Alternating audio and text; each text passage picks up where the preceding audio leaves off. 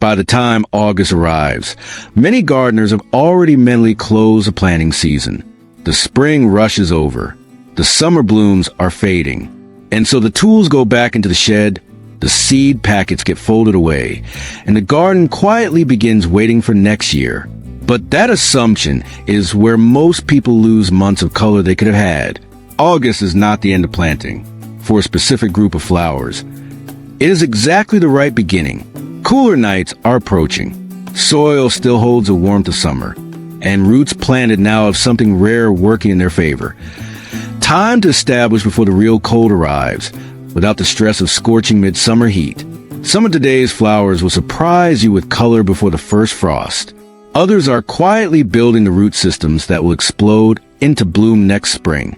And one, in particular, rewards patience in a way most gardeners don't expect. Today we're counting down 8 beautiful flowers you should plant in August at home. And the flower in the number 1 position may completely change how you think about this time of year. Let's begin. Number 8. Sweet alyssum. Most flowers slow down as summer heat lingers into August. Sweet alyssum does the opposite. This slow, spreading plant treats late summer like an invitation. Tiny clusters of white, pink, or purple blooms begin covering the foliage almost as soon as the plant settles into its new home. And unlike flowers that need weeks to establish before producing anything visible, sweet alyssum can reward a gardener within days. Plant along the edges of containers or garden beds, where its trailing habit can spill naturally over sides. The soil should be light and well drained. Too much standing water, and the delicate stems can struggle. A soft, honey-like fragrance is one detail many gardeners miss, especially in the cooler hours of early morning. Place it near a doorway or a seating area, and that fragrance becomes part of the experience of coming home. As August moves into September, the blooms don't disappear. They often continue well past the point when other summer flowers have already surrendered to the season. Number 7. Zinnias. If sweet alyssum is subtle, zinnias are the opposite. Bold color, fast growth, a flower that seems almost impatient to prove itself. Planted in August, zinnias take advantage of soil that is already warm, which means germination happens quickly and growth accelerates almost immediately. The trick with zinnias is understanding what encourages more blooms rather than fewer. Many gardeners let the first flush of flowers simply fade on the stem, but if you cut zinnias regularly, for a vase, for a gift, for no reason at all, the plant interprets that as a signal to produce more. Full sun is non-negotiable here. Space matters too, since crowded plants become more vulnerable to mildew as nights grow cooler. And consistent water at the base, rather than overhead, helps protect the leaves.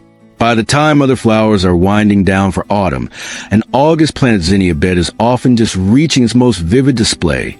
Reds, oranges, pinks, and purples competing for attention in the same bed. Number 6. Cosmos. Cosmos has a quiet kind of confidence. It doesn't need rich soil. It doesn't need constant fertilizing. In fact, give Cosmos too much a good thing, and you'll often get more leaves and flowers. Neglect suits this plant better than attention. Sown in August, Cosmos grows tall and airy, with feathery foliage that seem to float beneath the blooms rather than compete with them. The flowers themselves, usually pink, white, or a deep magenta, sway easily in the wind, which is part of their charm rather than a weakness. Because Cosmos grows quickly from seed, August timing works particularly well. The plant has enough warm weeks ahead to establish, flower, and continue producing until the first real cold arrives. Deadheading spent blooms encourages the plant to keep producing new ones. Left alone, Cosmos will still flower, but a little attention extends the display considerably longer into the season. Number 5. Black-eyed Susan. There's a reason this flower appears in gardens across so many different climates. It simply refuses to be difficult. Black-eyed Susan brings a warm, golden presence of garden right, when many other flowers are beginning to look tired. The daisy-like blooms, with their dark centers, have an almost architectural boldness that holds up well against wind, heat, and the unpredictable weather that August sometimes brings. Planted now, black-eyed Susans have enough time to develop strong root systems before autumn, and because they tolerate a wide range of soil conditions, they're forgiving of the kind of imperfect garden bed most of us are actually working with. Bees and butterflies often treat a black-eyed Susan patch as a reliable stop, which means planting it doesn't just add color. It adds activity and life to the space around it. Left in place through autumn, the seed heads also provide food for birds later in the season, extending the plant's usefulness well beyond its blooming window. Number 4. Marigolds. Marigolds are often underestimated because they're so common, but common doesn't mean unremarkable. Sown in August, marigolds move quickly from seedling to bloom, filling garden beds and containers with shades of orange, yellow, and deep red. Their scent, sharp and slightly pungent, is often disliked by pests, which is why marigolds are frequently planted near vegetables as a natural companion. Keep this in mind if your August garden includes anything edible. A border of marigolds isn't just decorative, it's doing quiet work in the background, discouraging certain insects from settling in. Full sun and well-drained soil are all marigolds really ask for. They are not a plant that punishes a missed-watering day, which makes them a forgiving choice as summer transitions into the unpredictable rhythm of early autumn. Removing spent blooms keeps new ones coming. Left untouched, the plant will still flower steadily, but with noticeably less intensity than a bed that receives a little regular attention. Number 3. Dahlias. With dahlias, the flower you see above the soil is only part of the story. Beneath the surface, dahlias grow from tubers, thickened underground structures that store the energy the plant will use to produce its next round of blooms. Planted in August, particularly in regions with mild autumns, dahlias can still produce a striking late-season display before the tubers eventually go dormant for winter. The blooms themselves range from small, delicate pom-poms to dinner-plate-sized flowers that seem almost too large to be real. Colors span nearly the entire spectrum, which is part of why dahlias have such devoted followings among gardeners who enjoy variety.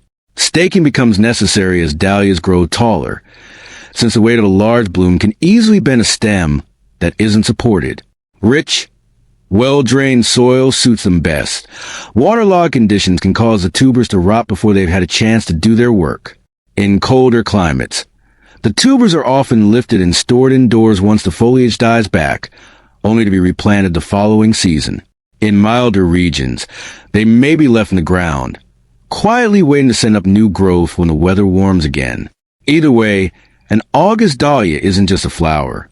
It's an investment in a structure that can, under the right conditions, return year after year. Number 2. Asters. Watching a flower bloom exactly when the rest of the garden is starting to fade, that's the particular satisfaction asters offer. Sown in August, asters take their time, using the remaining warm weeks to establish before producing their signature star-shaped blooms, usually in shades of purple, blue, pink, or white, just as summer flowers are beginning to lose their color. This timing is what makes asters so valuable. While other plants are winding down, asters are only getting started, often continuing to bloom well into the cooler weeks of autumn. Full sun suits asters best, along with soil that isn't overly rich, since too much fertility can produce more foliage than flowers. Once established, they require relatively little maintenance, a rare quality among flowers known for such a vivid, extended display. Late-season butterflies, in particular, are often drawn to asters at a time when few other nectar sources remain. Planting them doesn't just extend color in the garden. It extends a season's usefulness to the pollinators still active before winter.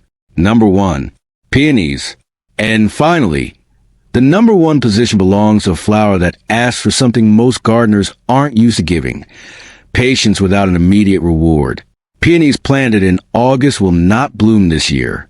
Some won't even show meaningful growth until the following spring. What they're doing instead, quietly and entirely out of sight, is building a root system strong enough to support decades of future blooming. This is the detail that changes everything about how you should think about an August peony planting. You are not planting for this season. You are planting for the next 15, 20, sometimes 30 years. The tuberous roots need to be placed at the correct depth. Planted too deep, and the plant may struggle to flower even years later. The eyes, the small reddish buds visible on the root, should sit just below the soil surface, typically no more than 2 inches deep in most climates. Choose a spot thoughtfully, because peonies do not like being moved once established. A location with full sun and well-drained soil will serve the plant for the rest of its long life in your garden. Through autumn, the roots continue developing beneath the soil, undisturbed by the fact that nothing visible is happening above ground. Winter dormancy actually supports this process, allowing the plant to direct all of its energy into root establishment rather than top growth. Then, the following spring, deep red shoots begin pushing through soil that gave no indication anything was happening beneath it. Over the following years, a single healthy peony planting can grow into a dense, spectacular clump, producing more blooms with each passing season rather than fewer. That is why peonies hold the #1 position, not because of what they offer this August, but because of what they quietly promise for every August after. A garden doesn't have to be measured only by what blooms today. Some of the most rewarding flowers are the ones that ask you to trust a process you can't yet see, roots developing in silence, energy being stored, a foundation being built for a display that hasn't happened yet. That's the value of planting in August. You're not just adding color for the weeks ahead. You're setting the stage for the garden you'll be walking through next spring. So out of the 8 flowers we explored today, which one would you plant this month? Share your choice in the comments below. And if you enjoy gardening topics that help you plan ahead and get more color out of every season, don't forget to subscribe to the channel. Thank you for watching. I'll see you in the next video.